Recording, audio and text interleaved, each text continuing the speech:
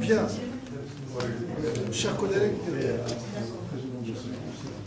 chers invités, chers amis, on va peut-être commencer notre journée donc, sur le théâtre kabyle. Donc, le titre exact, c'est Journée d'études sur le théâtre kabyle, histoire, mémoire et avenir. Alors évidemment, nous avons inclus aussi le théâtre d'autres régions néerlandophones, en particulier du Maroc.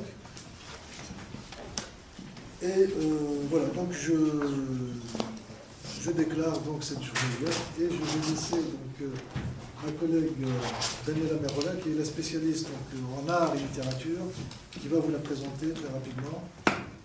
Et nous pourrons commencer donc avec les intervenants. Alors, merci beaucoup et encore une fois, bonjour à toutes et tous.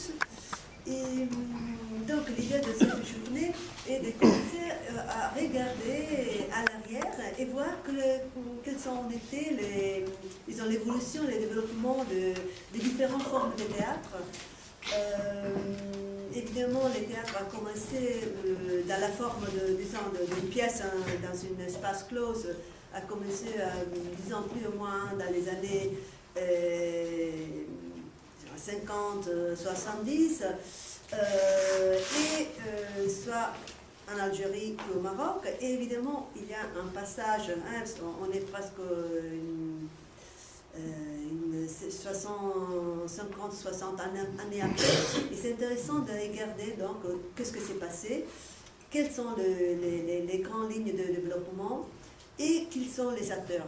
Donc aujourd'hui, l'idée est aussi de donner l'espace aux acteurs et donc on aura non seulement les interventions pendant la matinée et l'après-midi, mais aussi une table ronde où il y aura effectivement ceux qui ont participé à la création du théâtre, dans ce cas surtout kabyle, et donc on va les écouter avec beaucoup d'intérêt. Alors, je voudrais maintenant passer la parole peut-être à toi, si tu veux introduire un autre intervenant, le premier intervenant. Merci Daniela. Alors, avant de parler du premier intervenant, M. Mohamed Aït Ahmed, je voudrais juste rappeler que cette journée, disons, anecdotique, a pour origine une idée j'étais à l'origine. Il y a pas mal d'années, au début des années 70, il y a eu à la cité universitaire de Belaknoun une expérience théâtrale, semble-t-il inédite, enfin on verra après, en collaboration avec Kateb Yassine. Vous connaissez tous Kateb Yassine, qui était l'adepte de la reconnaissance des langues populaires. Bon, il y avait deux pièces de théâtre ont été montées, une en arabe dialectal et une autre en kabyle, à la cité universitaire de Belaknoun. L'idée de départ, c'était celle-là. Et ensuite, on s'est dit que le théâtre, genre littéraire, peu étudié, qu'il serait intéressant de travailler un peu sur cette thématique. Il n'y a pas beaucoup de travaux à ce jour.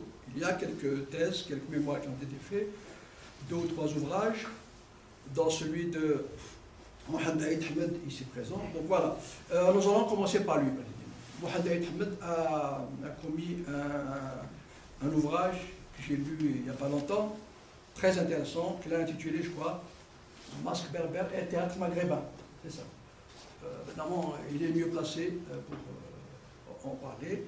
Donc la parole première est à lui. Ensuite, d'autres vont intervenir. Ensuite, évidemment, je vous invite à débattre parce que chacun peut apporter quelque chose en fonction de son expérience, de ses lectures, de ce qu'il a vécu autour de lui, dans son milieu.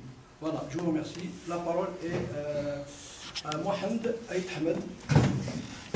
Oui, juste peut-être une petite précision. Mohamed Aït Ahmed a été le metteur en scène de la troupe de... C'est ce que tu voulais... C'est lui qui était le metteur en scène de la troupe théâtrale Mohamed, voilà, du Katib Yassine, que certains amis ont traduit. Je crois que Ben Mohamed a participé à la traduction. Si je me souviens son nom.